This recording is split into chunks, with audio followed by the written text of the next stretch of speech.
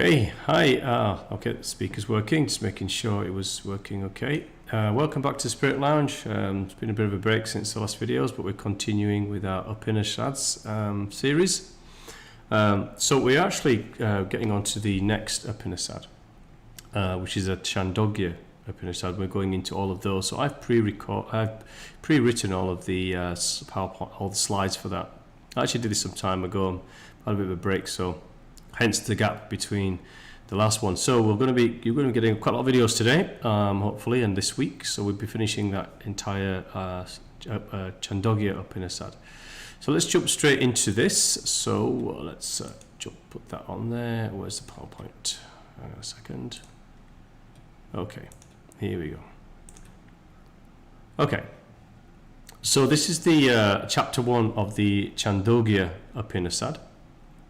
And again, we know what the Vedas are. We've gone through this many times. It's the kind of the fifth, but the more esoteric spiritual text of the Upanishads. There were 4 preceding ones, and this is a compilation of more the esoteric items, the spiritual kind of items, the metaphysical Upanishad out of them all, the Vedas, which are the 3 Rig, Sama, Yaya, and Atharva Veda. So let's go into this.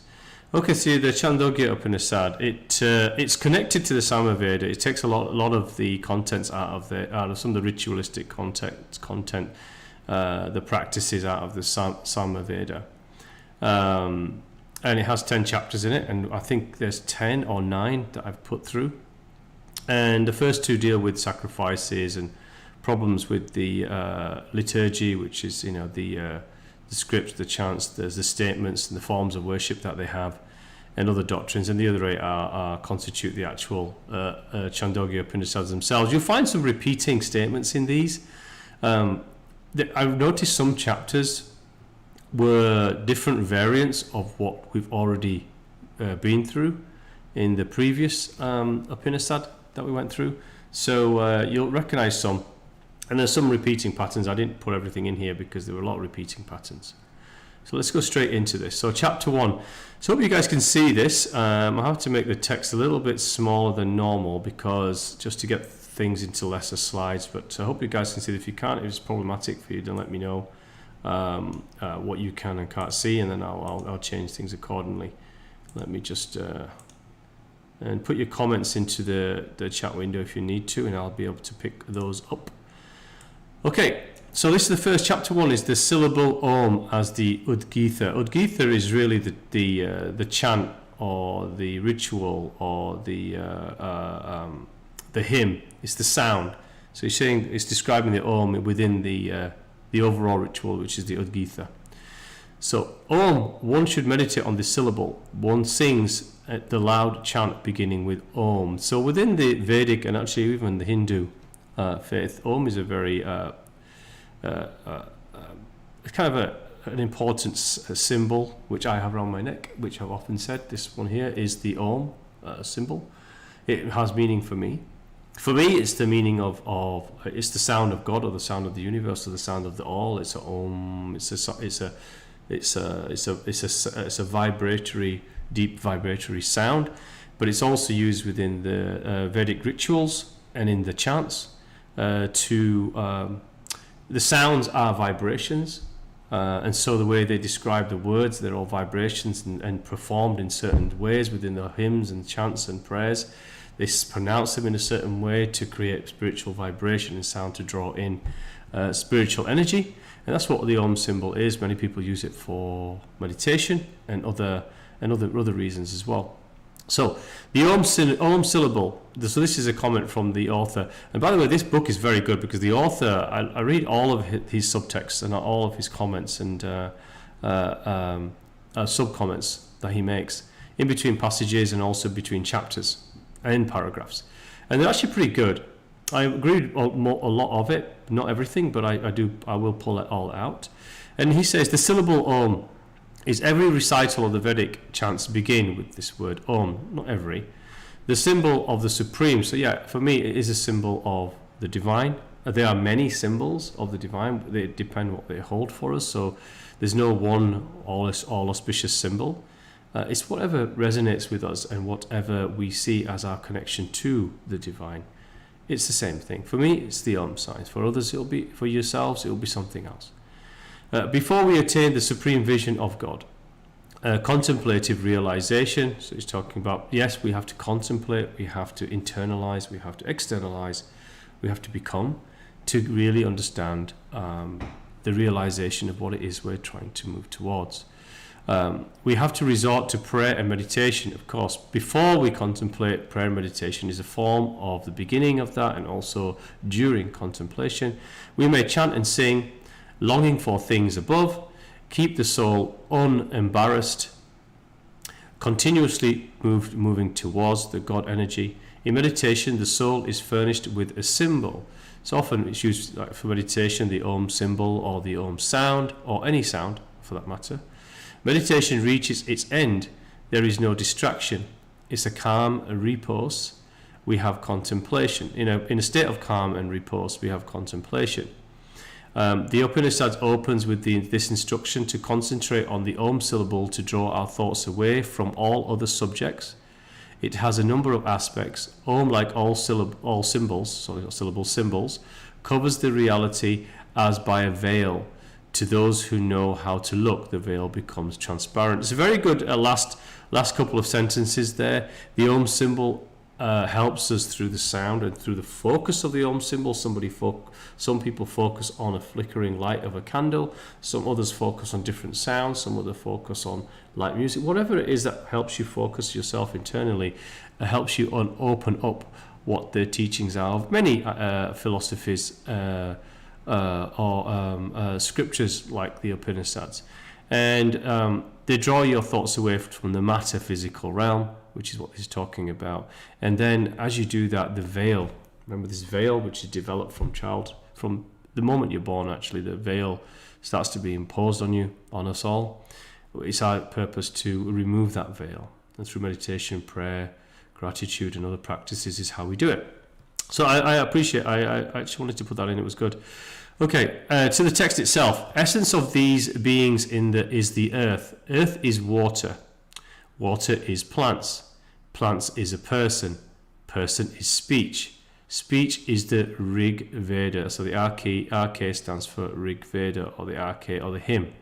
The RK is a hymn, the RG is a Rig Veda. It's the hymns from those previous Vedas where most of the practices and ritual sacrifices are stated. So the RK, which is a hymn, is the Saman, which is a chant. So remember, the Vedas always go through the time it was written. They always go through things of nature up to great other things of matter, and they connect them all through, and they represent aspects of things. And this is why it's saying this. The essence of beings is earth. So it's things come from the earth. Earth is water. Water being the lifeblood. Water is plants. Plants grow. Plants is a person, being the next evolution. Person is speech, from which we articulate. We come to our spiritual practice. We speak, we see, we hear, we feel as being receptacles of the divine. And speech is the RK through hymns, through prayers, through chants, which is Saman. Saman is the Udgita, which is a ritual or a practice. It's a Vedic ritual by Udgita. So they had priests back then who were Udgita priests, which practiced the Udgita. Most hymns of the Sama Veda are taken from the Rig Vedas. So the Sama Veda is connected to this particular Upanisads, but it's also connected to the Rig Veda, where seems to be the largest one. The quintessence of essences, the supreme, the highest. The eighth, namely the Udgita. Speech indeed is RK, which is the hymn. Breath is the chant of Saman. Syllable Om is the Udgita, in other words, the centerpiece of the core of the ritual is the Om, the word, and the vibration and the sound of it. This pair is joined, so the hymn and the breath. So the hymn is and the chant. The hymn is through the chant. The Om is through the sound, and the breath. Where were we again? Okay, in the syllable Om, who knowing this meditates on the symbol as a fulfiller of desires. This syllable is of assent. Again, all syllables are of assent, if that's what we resonate with. He says simply Om. What is assent is fulfillment. meditates on the syllable, is a fulfiller of desires. By this does the threefold knowledge proceed. Saying Om, one recites, saying Om, who knows this thus, and he who knows not. Perform with it knowledge and ignorance, performs with knowledge, faith and meditation, and becomes more powerful. It's a bit fragmented, but effectively it's saying through that sound and the combination of that with hymns that then form into chants, which are vibrational frequencies within a ritual or a practice. The word Om and meditative practice and contemplation allows one to remove the veil and fulfill the desire. What is the desire? The desire is to move towards the Godhead. That is the actual desire which is being described here. Okay, this is actually quite small, so I'm going to increase the font size, I think, in future ones. Okay, and there's another comment from anything with the star here is a comment. So the threefold knowledge relates to the three orders of priests in the sacrificial rites.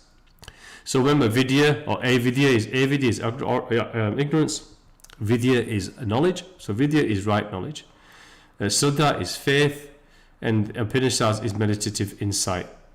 So these are the three states of threefold knowledge, in other words. So it's right knowledge, it's faith, and it's meditative insights or contemplation or practice. We must perform the sacrifice with knowledge and not ignorantly. Understand what we are doing. Our acts must be accompanied by the devotion of our minds. I like the part with the we must perform sacrifice and knowledge not ignorantly. Absolutely. This is anything actually. It just, if we consider what we do as in our spiritual practice ourselves. Remember, understand why one is doing something. Understand why one is saying something. Understand the meaning of what one is saying. Understand its purpose, its intentions, its direction, its focus. If we don't, we are just merely performing things. We are merely doing things because somebody's told us to do something. Someone said it's a virtuous thing to do. Someone said it's a noble thing to do. It's the way to achieve real spiritual ascension and to achieve real integration into what one is trying to achieve, is fulfiller of desires, is to understand why we do the things that we do. We shouldn't be doing things just because it's a ritual that someone said that we must do. If it has no meaning to us, it has no energetic purpose. It has no fulfillment. There's no stage that will move forward. If we're just doing things purely through an act, through an ignorant act, it has no meaningful purpose, and we won't be fulfilling ourselves through it. So it's important to understand why we do something. If we don't understand why we're doing something, don't do it. It has to mean something to you. Remember, they're not all rituals, practices, philosophies and dogmas have meaning to them. They don't have to be done. It's whatever resonates with you within your own practice and your own path. I perform very little. If it has no meaning to me, I do not perform it, but my path is singularly to the divine force. And I'm always going there. Because the things that I do have meaning to me, and it moves me forward. I don't entertain periphery things if they have no meaning or resonance to me.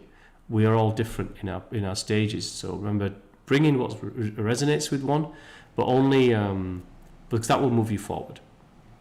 Don't just do things for virtuous acts or self-righteous acts. They'll have no meaning ultimately. Okay, the gods and the demons, both descendants of Prajapati. So Prajapati was the lord of creatures and creates the gods and the demons, which are really aspects of the divine. We can choose to be light, we can choose to be dark. This is where gods and demons come, demigods, lowercase g. Contended, the gods took hold of the Ogitha, which was the ritual, the practice, and says, we shall overcome them, or rather understand them. So Devasura is the meaning. The Sanskrit name for gods and demons. So Devi is the root, or called illumination, and the gods. The demons opposed to the former. So the demons are the opposition of the gods. The functions of the sense as delight, a sensual object. So the demons focus on sensual delight, sensual objects. And they nurture the nature of darkness. Now, what we call darkness is negative intention and focus and attachment to matter, which is what we call desire, lust-driven objectification and attachment to those things. What we call light is something where with those things don't have attachment to us, nor they are drawing us. Other things are drawing us towards love, towards grace, towards greater knowledge, towards wisdom, to integration, to something that we cannot fathom, but we know within our hearts, in our spiritual space, exists. So these are the two different aspects of gods and demons. They are choices. We can be demonic through choice. We can be through grace and divine divinity through choice.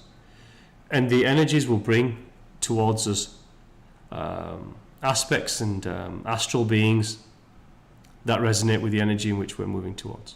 This is where gods and demons, that's what that actually really means. Okay, they meditated in darkness. In all beings, a perpetual fight. We just described this. They meditated on the Udgitha, which is a form of worship. Remember, it's a chant, it's a ritual. The breath in the nose, the demons afflicted that with evil. It smells both the sweet and the foul smelling. It is inflicted with evil. So we can smell both the afflicted, the sweet or the foul smelling. Okay, they meditated on the Agitha, these are the gods and demons. As the eye, one sees both the sightly and the unsightly. The two paradoxes. As the ear, one hears both what should be listened to and what should not be listened to. As the mind, one imagines both what should be imagined and what should not be imagined, for it is afflicted with evil. This is going to continue in this vein, where it's basically saying that we have choice. The ear receives both. The eye sees both. The nose smells both. The mouth can speak both. Our bodies can feel both. Our hands can touch both. Our limbs can enact both. And this is and our breath can also emanate the energy or the smell, if you like, of both. So this is what this is trying to constantly say. It's a choice. This is the perpetual fight that is being stated here.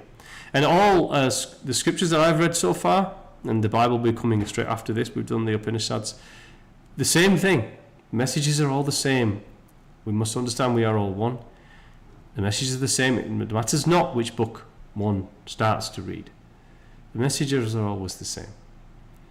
As the breath in the mouth, when the demons hit against it, they were destroyed, just as a ball of earth hitting against a solid stone is destroyed. Who wishes evil to one who knows this? So demons wish ill to anyone who wishes to elevate in knowledge. With this breath, one discerns neither the sweet smelling nor foul smelling. And it frees themselves from evil. Whatever one eats, drinks, he protects the other vital breaths. Not finding the breath in the mouth, one finally departs. So this is talking about, he obtains wishes by singing. This is the chanting, the hymns. This is the arche and the saman. Meditates on the Udgitha as a syllable om, so concentrates on that symbol. So these three verses relate to the body and not the self. So this is talking about, I would say this, not finding breath in the mouth, one finally departs. So this is talking about the final breaths where the spirit departs, the body dies. But also can be, if one's not finding divinity within the breath, so the breath being the life force and also the spirit. There's two definitions in the Upanishads for this. One can also find death in the departure or the detachment from oneself, from one's spiritual self. That is also a death. It's the death of the self. From the conscious external material self is therefore detached from the spiritual self, therefore there is a death. There's also the physical death when life ultimately ends for us all and the breath doesn't find the mouth, which is what this is describing. So I think you could interpret it in both ways, but the passage the author does state that it is talking about the physical body, not the spiritual self. But I would interpret both there, actually, personally. Okay, various identifications of the Udgitha, which is the practice, remember, the ritual, and its syllables.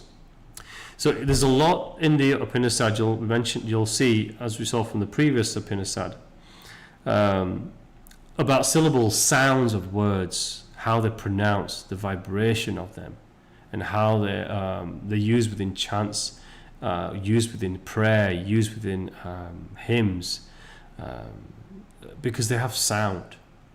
They have sound. If you listen to Hindu prayers or chants or hymns, you'll see how they sound. The sound is very important to how words are pronounced, because it's the vibration of them attached to the vibration of what they're trying to, what their intention or their symbolic meaning are for. And so there's a lot in the Upanishads about symbols within sounds and how they separate sounds. I didn't put it all in here because it's very exhaustive. If you want to read it, read the book, but they are split out further in here. Okay, with reference to the divinities, who glows yonder, the sun, which is the sun, one should meditate as the Udgitha, which is the practice, the ritual. On rising, he sings aloud for creatures. He dispels darkness and dear, and dark. He dispels darkness and dear, becomes a dispeller of fear and darkness. So this is again going back to the symbology of the sun, the rising sun. It's also attached to, this symbology is also attached to Jesus. It's the son of light, the giver of light. It's the sun. They're mentioning the sun. Remember, in those times, the heavens were the heavens. What they saw above was the epitome of all that we had to reach, was the gods were up there. The gods were the cosmic bodies. And this is describing the sun as being this dispeller of darkness. Well, when the sun rises, it cascades light upon all things. Darkness of the night disappears. And it dispels fear, because people have an anxiety, a fear of the darkness, of dark. But it also can be a metaphor, an analogy for darkness of within. We have light emerging from the light of the Spirit emerging from us, which can also be the sun. This is what is also attached with the meaning or the light of Christ rising from us. The sun rising from us is also the sun in the bodies. So these are associations which are made in a lot of scripture that I've read. This is what it means. It's also the divine light, not just the physical sun, but the connected. They use the physical world to symbolize the inner world.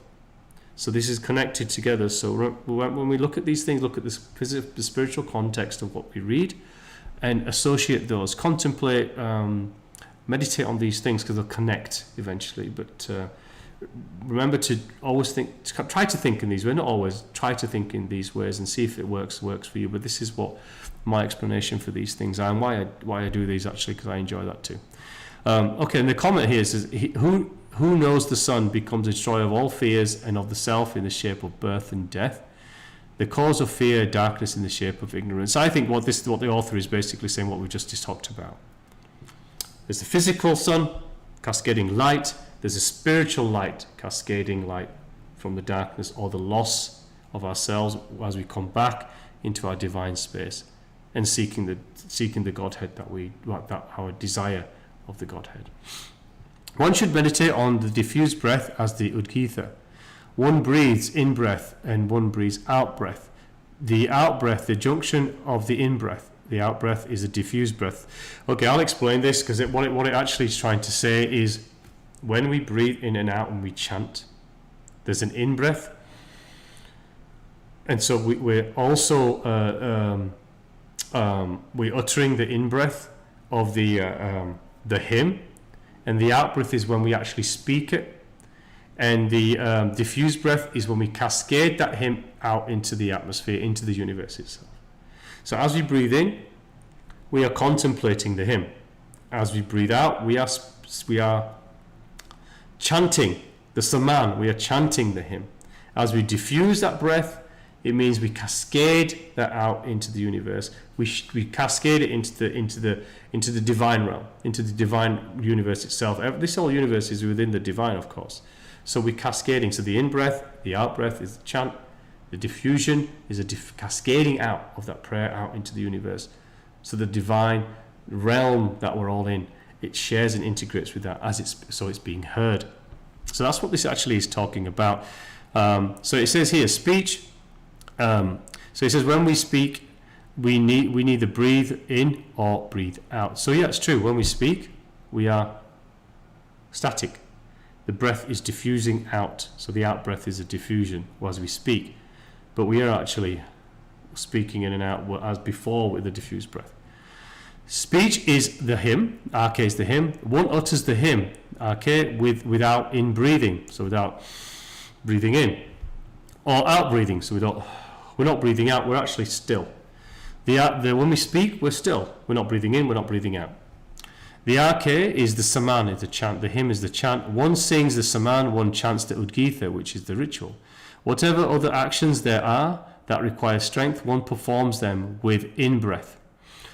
Therefore, one should meditate on the diffused breath as the udgitha. This is the expelling of the words into the divine universe. So whatever we do an action with, which involved effort and intention, we hold our breath, in other words. So that's what it's saying. So as we speak, we hold intention, we hold our breath, because we're speaking like I'm speaking to you now. Okay. One should meditate on the syllables of the udgitha. One rises. Gi is speech. So it's actually split the udgitha up. So this is where I was saying that the words within the Sanskrit, they're not just a word. This is a whole study all of itself, is Sanskrit.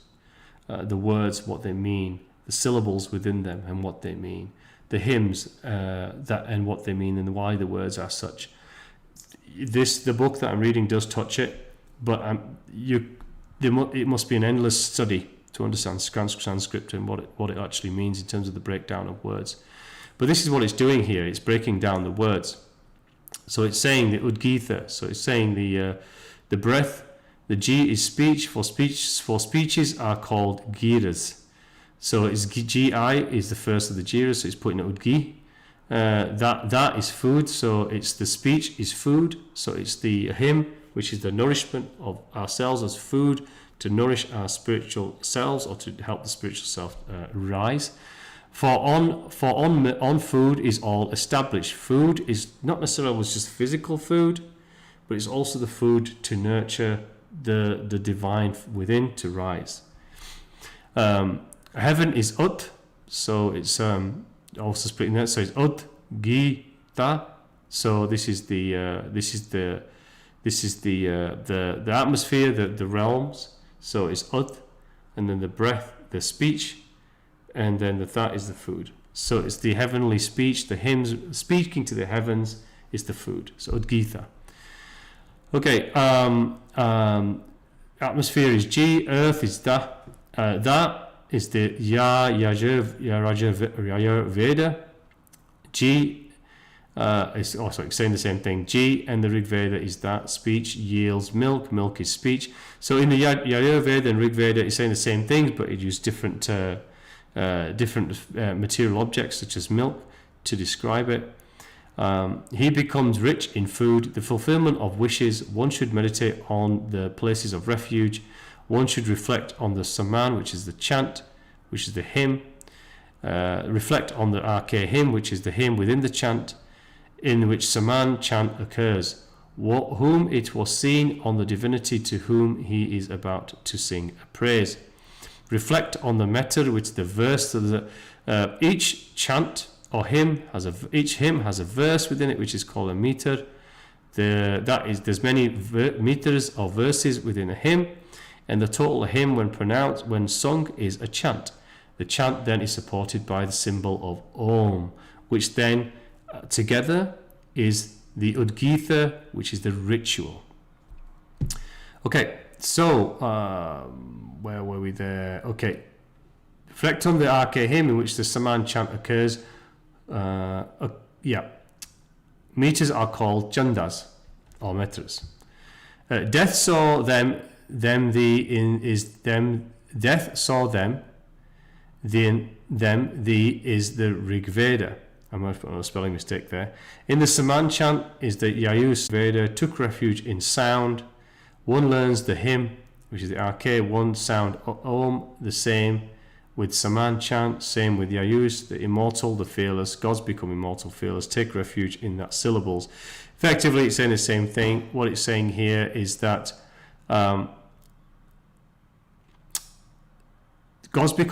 demigods become immortal in that the hymns represent aspects of these demigods. Demigods represent aspects of the whole.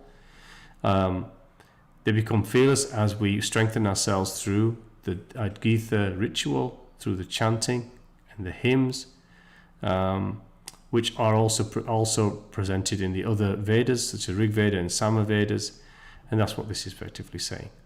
So it says, there is no difference of degree between the immortality of the gods and that of freed men. This is a comment of the author. I agree with that. Demigods are just fractals. They're just aspects of how we understand the unknowable. We create demigods to understand them. But the immortality of the lowercase g gods together is the divine. When they're freed, which means we're spiritually freed, we are the same as the demigods that we create to represent that which we try to understand. So I very much agree with that statement. Okay. The Udgitha identified with the sun and the breath. Okay, Udgitha is the Om. Udgitha is the yonder sun. Gita being the ritual, is the yonder sun, which is the giver of light, the physical sun as it rises in the morning and sets in the evening. And the Om, for the sun is continuously sounding Om. So the sun is saying the sun has a sound. This is the universal sound. It's actually the sound of the universe, which is the Om, when it's pronounced deeply, is what it's supposed to signify. The Aji and the Sama Vedas, they're both connected to this Upanishad. The earth is the him, and fire is the Saman. So the earth being the nurturer, which is the nurture of the growth, is when we do the him. So the earth being that from which things sprout, the foundation of growth and life, and water being also the food for that. So therefore it's associated with the hymn. And the fire is the chant, which is the execution of it. The fire is always the execution of it. The fire is the action, the execution, the manifester is the fire, the force. The earth is the nurture, which is what the hymn is associated with the earth, and the chant is associated with the fire. This is the same with all of the others. If you go through them all, it talks about earth, fire, water. This is what it's trying to tell us. Saman rests on the hymn. It's sung as resting on the hymn. Earth is sa, and fire is ama. So it's saman, samana. Which is talking about, this is what the true word means. Sa is the earth, and man or mana is the fire. So it's talking about Saman being the fire, which is the chant. So again, this comes back to the splitting of the words. So, and they also said atmosphere is the him, air is the Saman, sky is the Sa, and air is the Ama or Saman. Heaven is the him, and Arke, sun is the Saman. Heaven is Sa, and sun is Ama, so therefore Saman.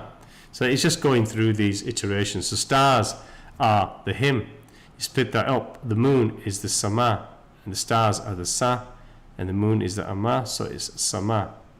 And white light of the sun is the him. The blue exceeding darkness in Saman. White light of the sun is Sa. Blue darkness is the Aman. A golden person who is seen within the sun. And gold is used to symbolize the light of immortality. Eyes are even as a red lotus flower. Name is high. He has risen above all evil. What is this effectively talking about? Well, it's meaning when the sun rises, it rises in the blue sky. The blueness exceeds the darkness, that which precedes it, which is what that means. The light is the sun. The light is also the individuals, the spiritual light within.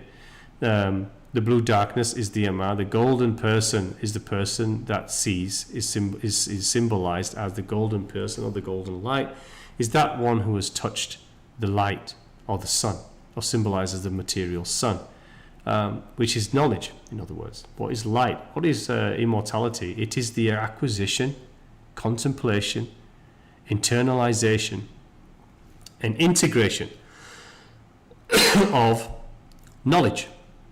And that's what this is describing. And then you have name on high, which means you raise one's vibration. He has risen above all evil, the attachments of the material, which is the darkness, remember, the demon, demonics, the satanic, to the opposite, which is the Godhead and the divine realm. Okay, and the author goes on to say, as the God is the self of all, he should have the hymn and the chant in the shape of earth, fire for all his joints. This is talking about the whole body. Okay, the Rig Veda and the Sama Veda, as it continues. The reference to the body is the him. The breath is the Saman. The speech is Sa. The breath is Ama. Makes Saman. I is the him. The soul is the chant, which is Saman. I is Sa, and the soul is Ama. And so therefore Saman. And it goes on to say the mind is also the same. The ear is Sa, and the mind is Ama, which is Saman. And it goes on to say the white light, and it's the same passage, just rephrased differently. So let's go down to here. Person who is seen within the eye is the hymn RK, and the chant is Saman. The recitation and the sacrificial formula, which is the Yajus, which is what which is described in that particular Veda, and also the word for the recitation and the sacrifice formula is Yajus. The prayer is the Brahma. Form of this one is the same as the form of that person in the sun. He is the Lord of the worlds, under this one, and also of men's desires. So those who sing, winners of wealth, knowing this, sings to both, which is the sun and the inner, which is the chant and the hymn. Person in the sun, he obtains the worlds. Beyond that, the sun, as also the desire of the gods. This person is the eye, and the sun, he obtains the worlds which are under the latter and desires of men. So effectively, this is talking about, again, the Udgita. This is talking about the ritual, using the Om, singing the chant, the hymn in a chant, diffusing that into the universe, and continuing to do so in a continual formula of sacrificial recitation, which is a yayus, and prayer, combined with prayer, contemplation, meditation, and so forth. You achieve what is called the same form of the sun, which is elevated light, expressionable light. Light, as we talked about, is knowledge and truth integrated into oneself, which is the spiritual light, and that's what ultimately all of this is pointing to. Okay, the identification of Udgita. Three persons well versed in the Udgita. So this is a story, by the way. This is a story coming in, and I've shortened it quite a bit. So this is the story. They use many stories in these Upanisads to describe many things. I don't know if any of them are real or not. It doesn't matter. It's just the message that is taken from them that's important. Three persons well versed on the Udgita. Silaka, which is one person, a son of Sikatana, which is weird because they don't have the name for this person, and another person called Dulba. Let us have a discussion, they say. What is the goal of the Saman, or rather the chant? They're asking why should we chant the hymns with the Om and the sound? Is it sound, or is the goal sound? Is it breath? Is the goal breath? Is it food? Is the goal for it food? Is it water? Is it wonder? Is it the world? Is it the sun, the heavens, and the all? One should not lead beyond the heavenly world.